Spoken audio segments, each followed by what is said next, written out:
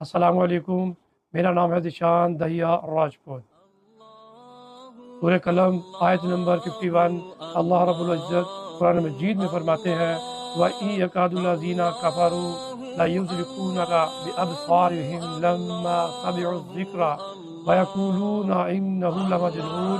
और बेशक ये काफ़र जब कुरान सुनते हैं तो करीब है कि अपनी नज़रों के ज़ोर से आपको गिरा दें और कहते हैं कि ये तो दीवाना है।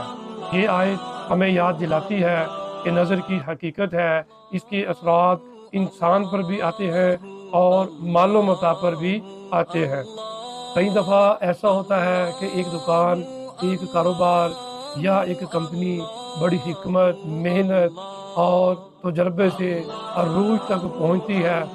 गाहकों का हजूम, खूबसूरत माल, खुशहाल ज़िंदगी। लेकिन अचानक ऐसा होता है कि जैसे सब कुछ रुक गया हो।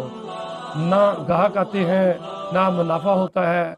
कभी अजीब किस्म के हादसात होते हैं, कभी नुकसान दर नुकसान होता है। ऐसे वक्त में मालिकान सोचते हैं कि हालात का मसला हो सकता है या मार्केट का असर है। लेकिन हकीकत ये है कि कभी कभार सबसे बड़ी वजह नज़र बद होती है। वो नज़र जो हसद, जलन और दिल की कदूरत से निकलती है, दूसरे के रिस्क को देखकर बर्दाश्त नहीं कर पाती, सारे के सारे कारोबार को तबाह करके रख देती है।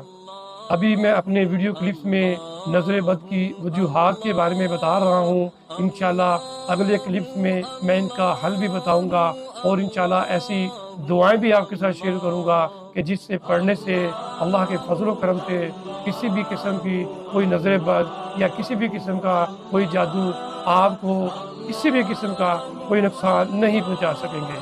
अल्लाह आपका हामी और नासिर हो। अस्सलामु अलैकुम।